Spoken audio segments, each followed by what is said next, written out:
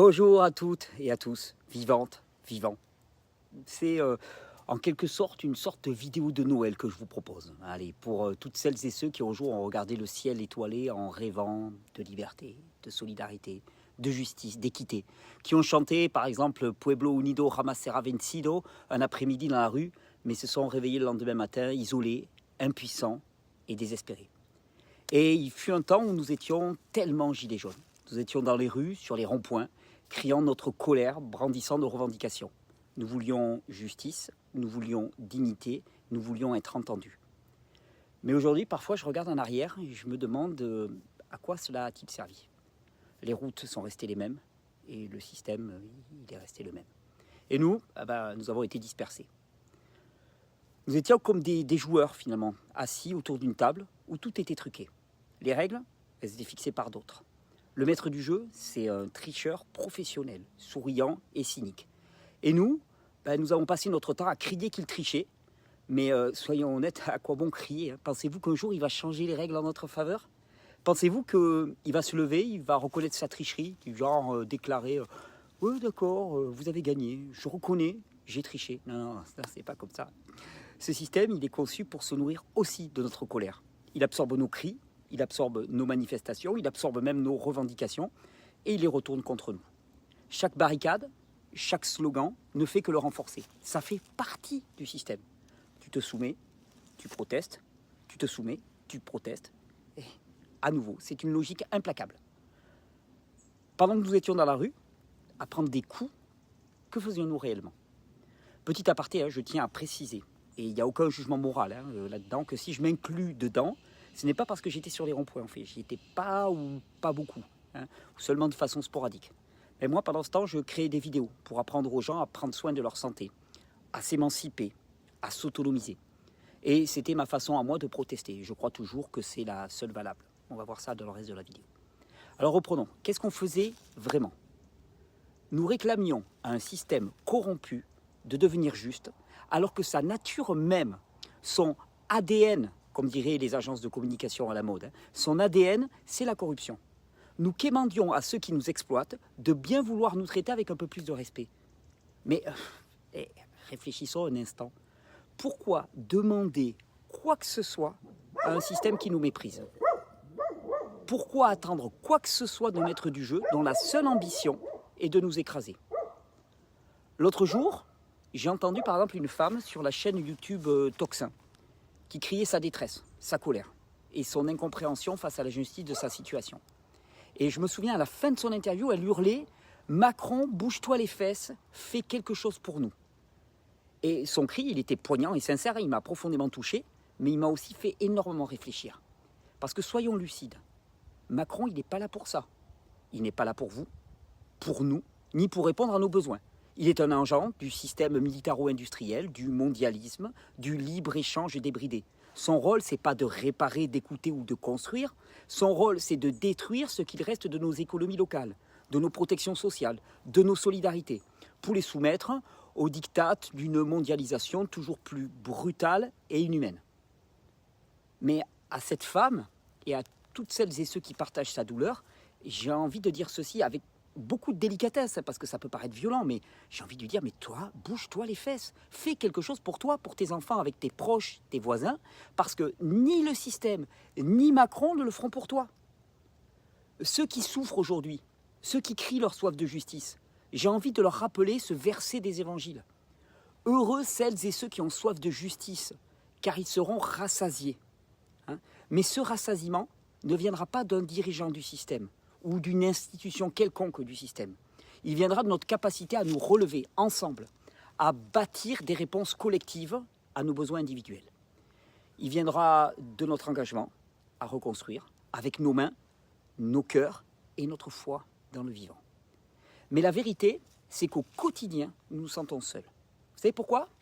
Parce qu'on est un peu tous comme au cinéma, tu vois. Imagine, on est au cinéma, hypnotisé par l'écran et le film qu'on nous passe. Le film médiatico-politico-tragique, et on ne voit rien d'autre autour de nous.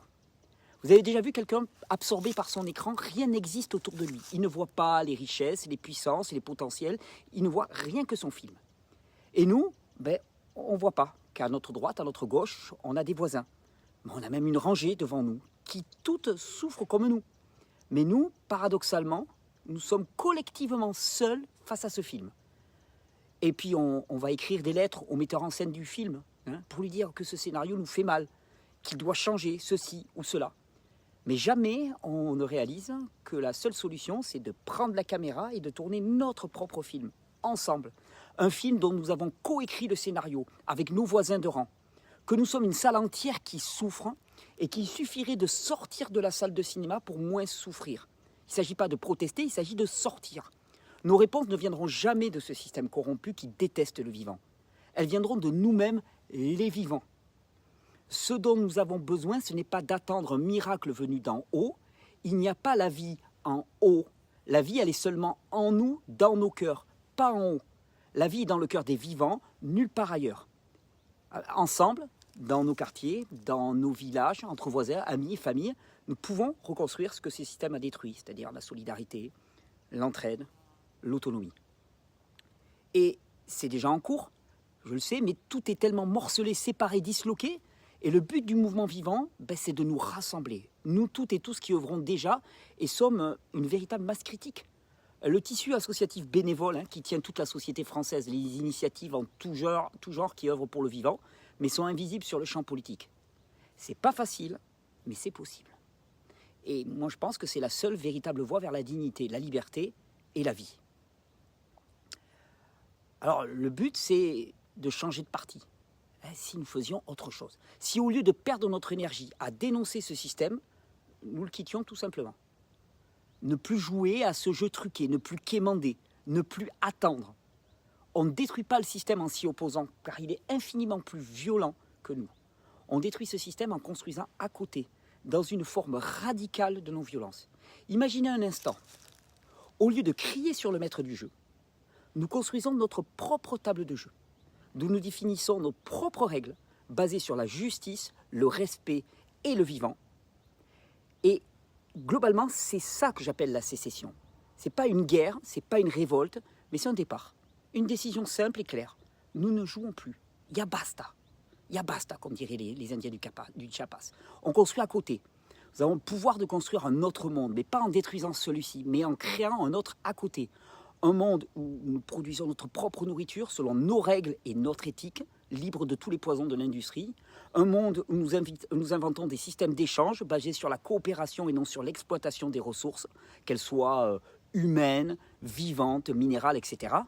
Un monde dans lequel nous éduquons nos enfants pour qu'ils deviennent libres, créatifs, géniaux, et non des rouages d'une espèce de machine. Et puis un monde où nous reprenons le pouvoir sur notre vie, notre temps, notre énergie. Etc., etc., etc. Alors la question, elle est simple. Voulez-vous continuer à jouer une partie truquée ou voulez-vous construire une autre partie avec d'autres règles, avec d'autres joueurs? Voulez-vous continuer à crier votre colère ou voulez-vous investir cette énergie dans la création, dans l'autonomie et dans la liberté? Le choix, il est là, il est devant nous. Nous pouvons être des joueurs désespérés d'une partie qui est totalement perdue d'avance, où nous pouvons devenir les bâtisseurs de notre propre réalité. Alors ouais, nous étions tellement gilets jaunes. Ouais, nous étions tellement gilets jaunes.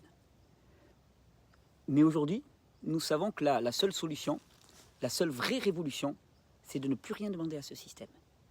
La véritable révolution, c'est de se lever, de s'écarter et de dire « je joue plus, je construis à côté ». Alors qui d'entre vous veut changer de parti? Qui veut avec nous bâtir un monde pour les vivants? Il ne s'agit plus de quémander, il s'agit de construire ensemble. Je ne suis pas Thierry Casasnovas, je suis vivant.